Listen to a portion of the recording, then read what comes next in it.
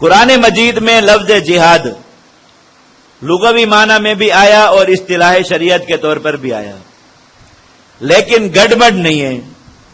کہ پورے قرآن مجید میں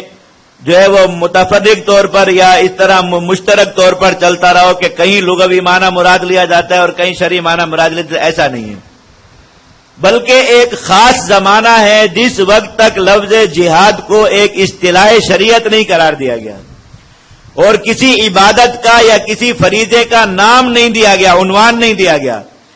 اس وقت تک چونکہ حقیقی معنی ہی معنی لغوی ہیں، اس لیے یہ قرآن مجید میں اسی معنی میں استعمال ہوتا رہا، حتیٰ کہ قرآن مجید میں کافر کے عمل کو بھی اللہ رب العزت نے جہاد کہا۔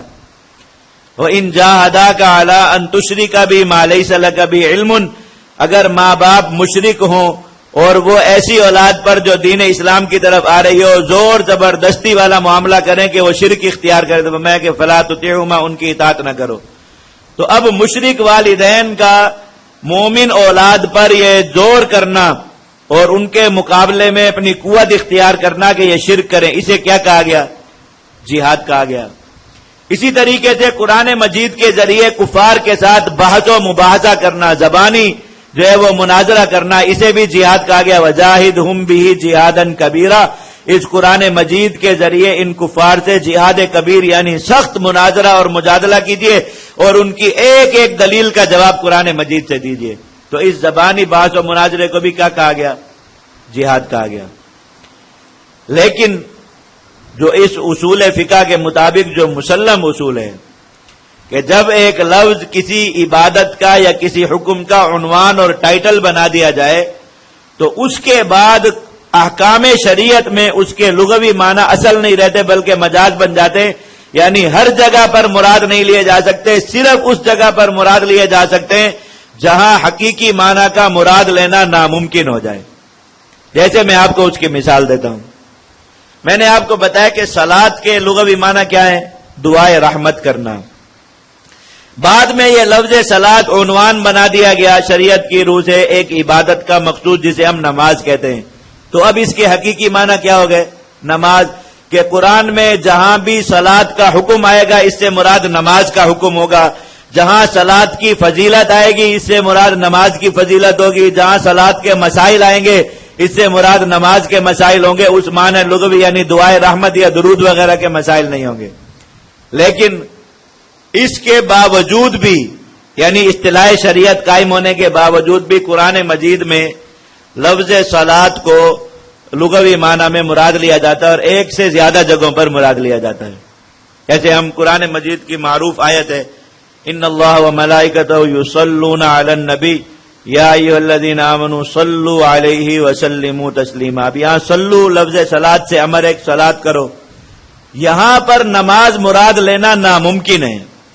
اس لیے کہ یہاں پر صلاۃ کا حکم ہو رہا ہے کس کے لیے؟ نبی کے لیے کرو، اور نماز جو عبادت ہے یہ صرف اللہ کے لیے ہو سکتی ہے، نبی کے لیے نہیں ہو سکتی۔ تو اس وجہ سے یہاں پر اگر ہم معنی صلاۃ جو ہے وہ شرعی معنی لے لیں گے تو شرک لازم آئے گا اور شرک فی العبادہ لازم آئے گا۔ اسی طریقے سے غزوہ تبوک کے واقعے میں خود آپ آیات جہاد میں پڑھ لیں گے، اللہ تعالیٰ نے نبی کریم صلی اللہ علیہ وسلم کو حکم دیا جن صحابہ کرام کی جہاد میں رہ جانے کی وجہ سے جنہیں سزا دی گئی، بعد میں ان کی توبہ قبول ہوگی تو میں صلی علیہم ان صلاتک سکن لہم، آپ ان کے لیے دعا کیجئے، آپ کی دعا سے ان کے دلوں کو تسکین ہوگی۔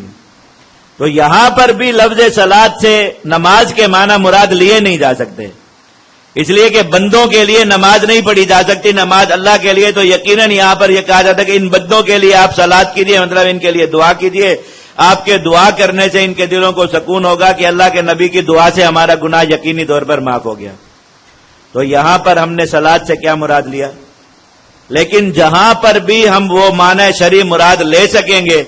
وہاں پر معنی لغوی مراد لینا حرام ہوگا۔ مثلا جیسے اقیموا الصلاۃ کا حکم ہے نماز قائم کرو، اب ایک آدمی کہے کہ چونکہ صلاۃ قائم کرنے کا حکم ہے اور صلاۃ کا معنی دعا بھی ہوتا ہے تو میں 5 وقت دعا کر لیا کروں، یا صلاۃ کا حکم ہے صلاۃ کا معنی درود پڑھنا ہوتا ہے میں 5 وقت درود پڑھ لیا کروں، یا صلاۃ کا معنی جسم کو حرکت دینا ہوتا ہے میں 5 وقت ورزش کر لیا کروں تھوڑی سی، تو اللہ کے حکم اقیم الصلاۃ پر عمل ہو جائے، اس کی یہ بات درست ہوگی؟ یا امت میں کوئی ایک فرد بھی ایسا ہے جو یہ کہے کہ اس کی بات درست ہو سکتی ہے، ہرگز نہیں ہوگی۔ تو اسی طرح سمجھیے جب لفظ جہاد اللہ تعالیٰ نے قتال کو فرض فرمایا اور پھر اس عمل قتال کو جو حکم شرعی ٹائٹل اور عنوان دے دیا کس کا؟ جہاد کا۔ اب جب یہ جہاد اصطلاح بن گیا، اب قرآن و حدیث میں جہاں بھی لفظ جہاد آئے گا اور اس کا معنی اصلی یہی جو معنی شرعی مراد لینا ممکن ہوگا، وہاں پر یہی قتال ہی اس کا معنی ہوگا، کوئی دوسرا معنی یہاں پر مراد نہیں لیا جا سکتا۔ اور اس بات پر امت کا اجماع ہے، اور اس اجماع کی دلیل بھی آپ کو پیش کر دی جائے گی کہ جہاد قتال کا مترادف ہے، اور قتال اور جہاد کا اصطلاح شریعت میں ایک ہی مطلب ہے، اس کا کوئی اور مطلب آتا نہیں۔